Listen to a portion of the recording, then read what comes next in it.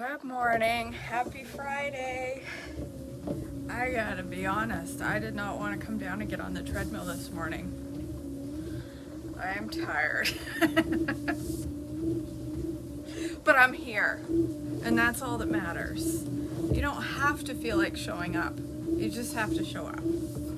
So, alright, September 3rd, the family of Saul. 1 Chronicles 8:29 through 9:1a. Jael, the father of Gibeon, lived in the town of Gibeon. His wife's name was Maacah, and his oldest son was Abdon. Jael's other sons were Zur, Kish, Baal, Ner, Nadab, Gedor, Ahio, Zechariah, and Mikloth, who was the father of Shimeon. All of these families lived near each other in Jerusalem. Ner was the father of Kish. Kish was the father of Saul. Saul was the father of Jonathan, Melchishua, Abinadab, and Eshbaal. Jonathan was the father of Merib-Baal. Merib-Baal was the father of Micah. Micah was the father of Pithon, Melech, Tariah, and Ahaz. Ahaz was the father of Jada. Jada was the father of Elameth, Asmaveth, and Zimri. Zimri was the father of Moza. Moza was the father of Bineah.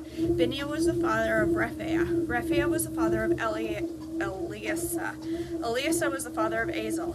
Azel had 6 sons: Azrikam, Bokeru, Ishmael, Shariah, Obadiah, Hanan. These were the sons of Azel. Azel's brother Eshek had three sons. The first was Ulam, the second was Jeush, and the third was Eliphalet. Ulam's sons were all mighty warriors and expert archers. They had many sons and grandsons, 150 in all. All these were the descendants of Benjamin. So all of Israel was listed in the genealogical records in the book of the kings of Israel.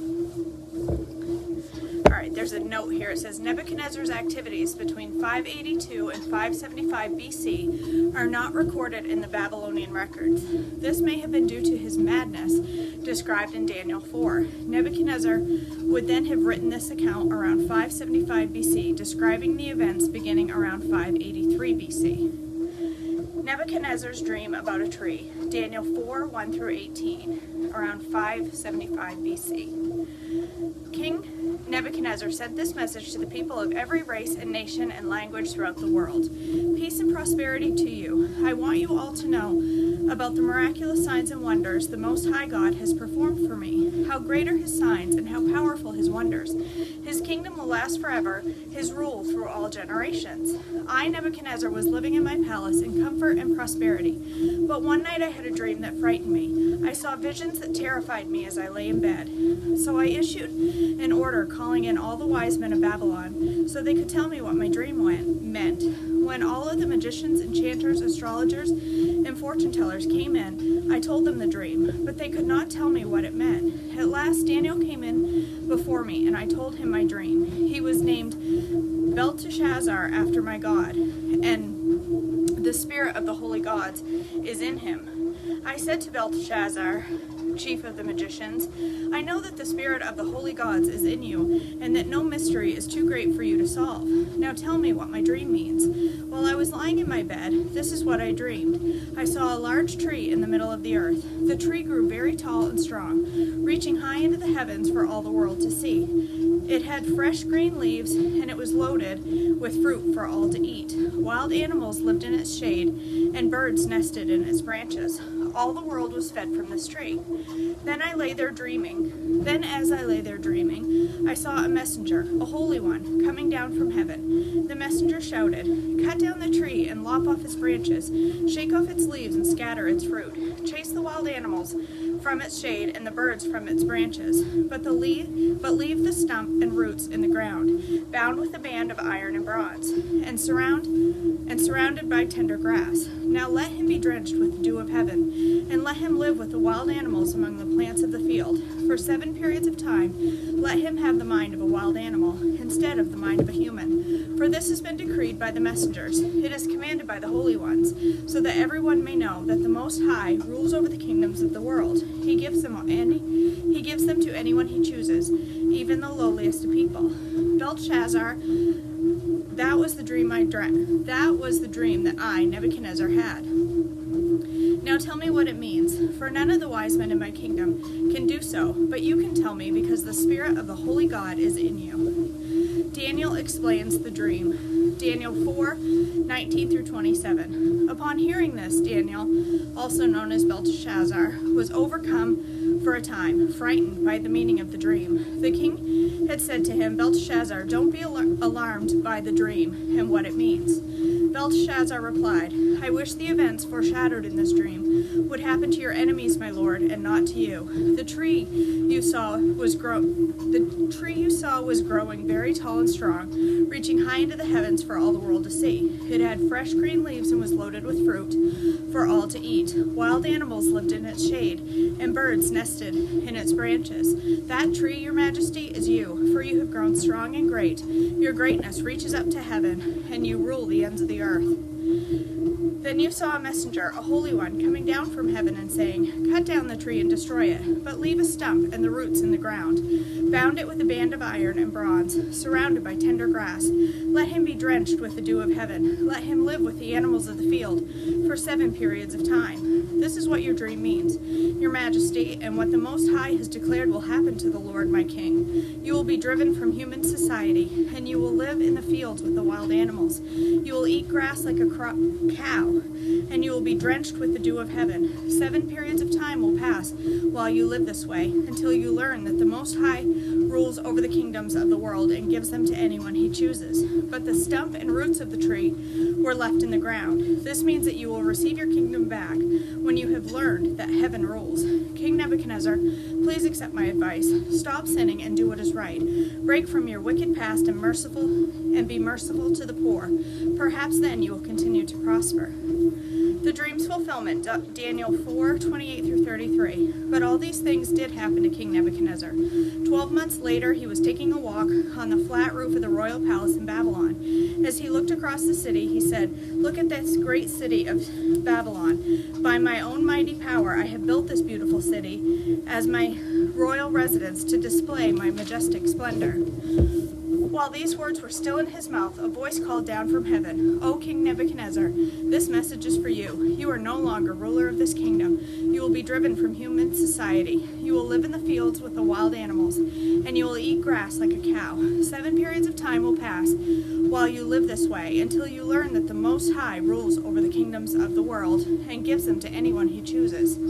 That same hour the judgment was fulfilled, and Nebuchadnezzar was driven from human society. He ate grass like a cow, and he was drenched with the dew of heaven. He lived this way until his hair was long as eagle's feathers, and his nails were like bird claws. Nebuchadnezzar praises God. Daniel 4:34 through 37. After this time had passed, I, Nebuchadnezzar, looked up to the heaven. My sanity returned, and I prayed and worshipped the Most High and honored the one who lives forever.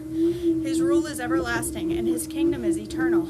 All the people of the earth are nothing compared to him. He does as he pleases among the angels of heaven and among the people of the earth. No one can stop him or say to him, What do you mean by doing these things?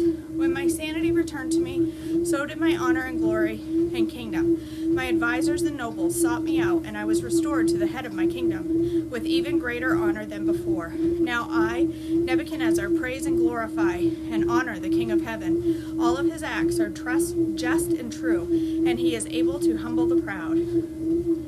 The new temple area, Ezekiel 41 through 4, 573 BC.